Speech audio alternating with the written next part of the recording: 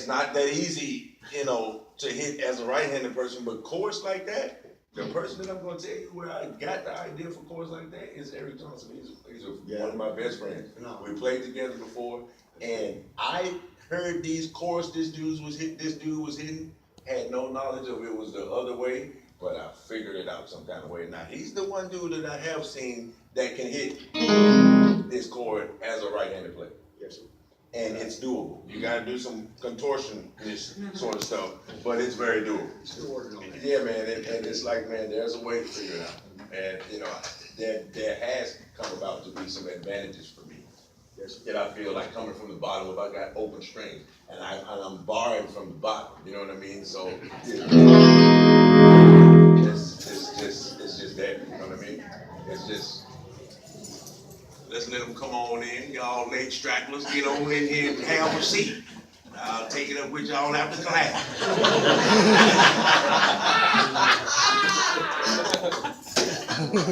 What I tell you too. So yeah, man, come on, you got something else? You asked another question. You guys interesting? Well, I've been watching you working for a while, and no doubt, from my vantage point, it's kind of rethinking a whole lot of stuff, and I nearly got to stand on my head to watch you anyway. Hey, man. Yeah. And I'm entertained, but I learned late enough in life. That's the one thing I've noticed is like people that learn early, like you, tend to take a right-handed guitar and throw it over the other way, whereas I took it up late in life, so I always strung it right. I'm sorry, I didn't understand a word of what you just said.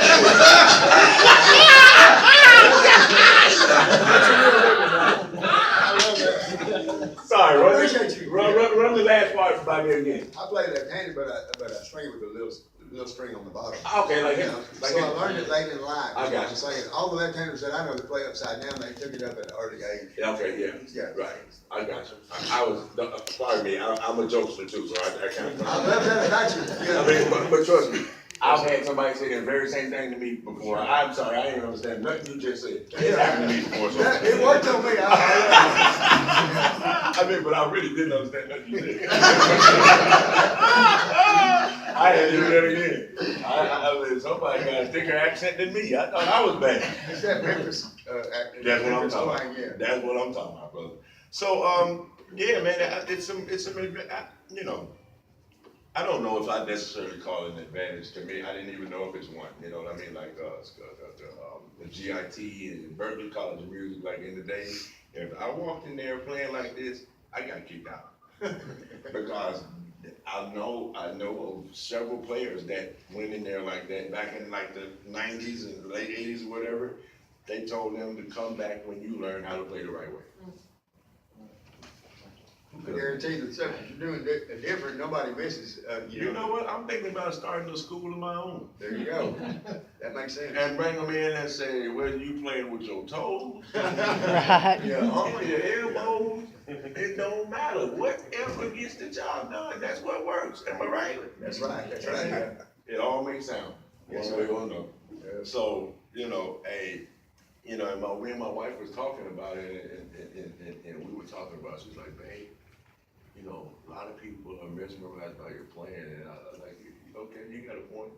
And then she said, and then excuse that part, but then the fact that you playing that thing upside down and back, I said, babe, you know what? You just told me something that it escapes my mind because it's so normal to me that this ain't upside down and backwards, but that's exactly what it is. Yeah. Upside down and backwards, and I didn't realize on top of the fact that, like, my wife, me and her were talking, she was like, babe, people are gonna stop and see whether you play a note or not just because you're holding it like that. It's not normal to see this situation, and it's really not normal because I'm right-handed.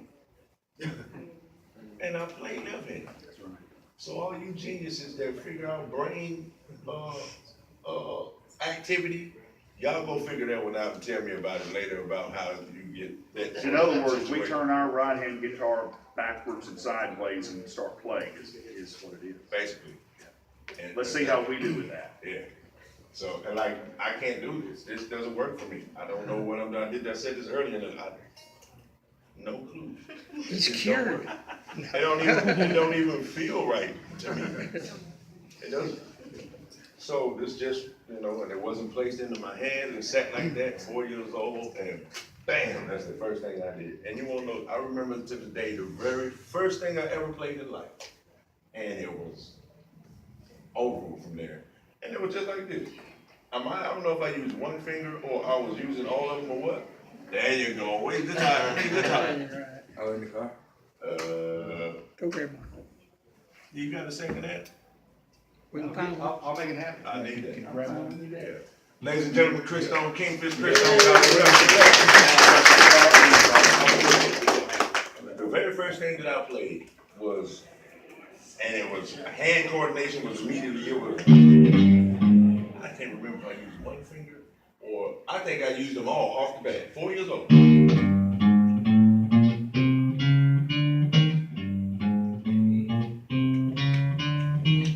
First time picking up the guitar, that's what I did. And I said, wow.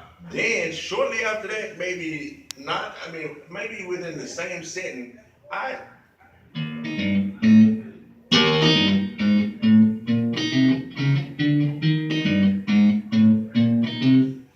ain't that easy to play because I got two parts going on at the same time. So at 4 years old, that came naturally to me.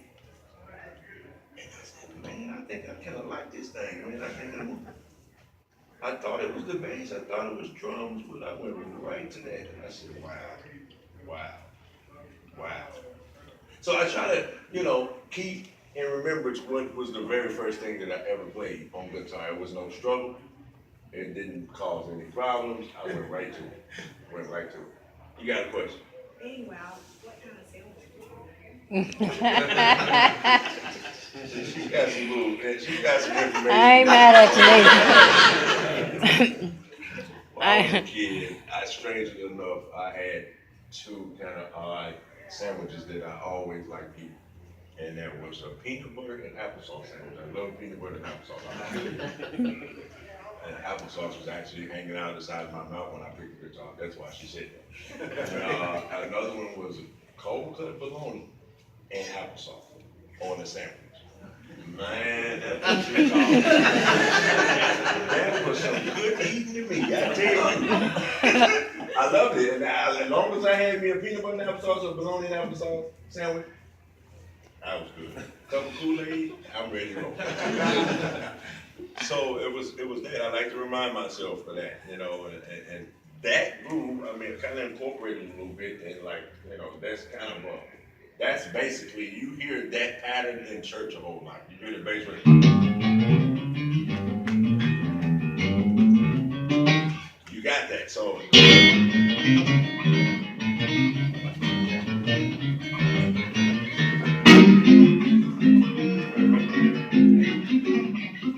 It's all relevant to where I came up from. So I was just patterning stuff that I heard, and that's it. What do you think?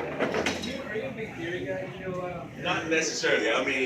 I know particularly, when I got in junior high school, I got into the percussion section, and I was drum leader. I went all the way to All West, All State, all that kind of stuff, and I was into that. That's where I learned about reading notes and patterns, and then you have to learn some sort of xylophone stuff. So reading, but like some of these other, like the theory thing and all of that, I'm not that well, into like I can give you a roundabout area of what I might be playing, but everything that I play, I can't tell you what chord it is. I can tell you what key I'm in. I know that part. I don't have any relevancy to, I don't have a lot of relevancy to theory like that, but if I hear it, I have enough intel in here that I can go to it one way or another, you know what I mean?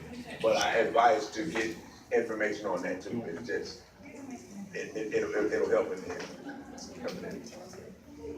Anybody else what you got, brother? So I saw you were when you were kind of playing there in the beginning, you were using your pick and these bottom picks. I was. That's an interesting point. So everybody can see this.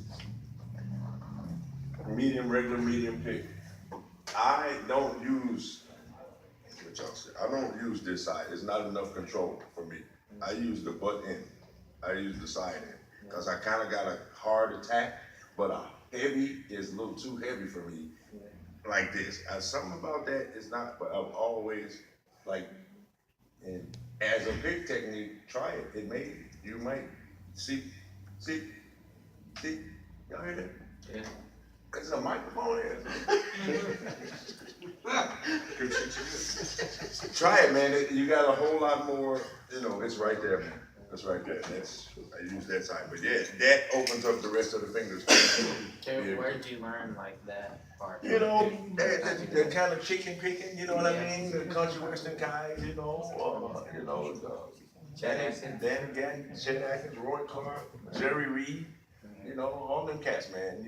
It's like you pull from every avenue possible, Okay. and it definitely will be worth its weight. And then you'll remember, okay, man, I can use this, or I can use that. You know what I mean? Anybody else? I've been following your tour this year. That goddess of a wife leader, you remember that post? Who you talking about? Your wife over here. Who you talking about? Yeah. Everything from having Lauren Hill back that same way you're playing on tonight's Yes, show. man. Yeah. Most of you was Serbia. I'm sorry? When you went to Serbia. Yes. What was that like? I mean, Man, look, you know what? It was amazing, man. Man, the intensity of our shows, my show, for me, is so. I don't think the Richter scale hasn't got enough on it to measure up to the power that comes from it. So to answer your question, man, it's some explosive. It's explosive. is the music kind of a leveling thing between, it's so different, the people, all that they've been through, what you've been through, They have been through, Get but all you that know through what? the Now room. that you said that there is a lot of stuff that they're going through, and you know what? At that moment, everyone was in the room with me at that particular time, and whatever that was going on in their life or been going on in their world or in their country, they forgot all about it. And if I can get everyone to pay attention, not necessarily pay attention, if I get everyone to listen to me in that particular 90-minute span, and I captivate them where we're all in that same room, we maybe can't even speak language enough to understand each other, but I can play my guitar and they know exactly what I'm saying. That's a beautiful thing. And every 450 to 500 person that was in that room that night was all there with us. And that's what I'm talking about. This little old guy from South Memphis, Tennessee, in Serbia, getting my message across. That's a beautiful thing. Very beautiful thing. Yeah. Anybody else? What you got? One of my favorite performances of you is you, Matt Schofield, and Tomo Yes. playing Little Wing. I remember it very well. Yeah, I heard hours during that whole. Yes. Very pretty. Yeah. Okay, Love that man. performance. Okay. You got a couple chords under your belt too, huh? I know Jonathan. Me and Jonathan are tight. Jonathan. Boogie Long. That's right. You were just there. Hey, this guy has been traveling. He traveled. He was when we played Baton Rouge Thursday night, and this guy was there. Wow. And that's what I'm talking about. He said, "Man, I'm gonna be playing in the contest, and you came and won whatever division you was in." High school. Beautiful, man. That's beautiful, man. You never know who's coming to see you, man. You never know who you inspiring. You never know who you're touching just by doing what you do. And man, you kind of a big dude over there. You kind of posted up like I owe you money or something.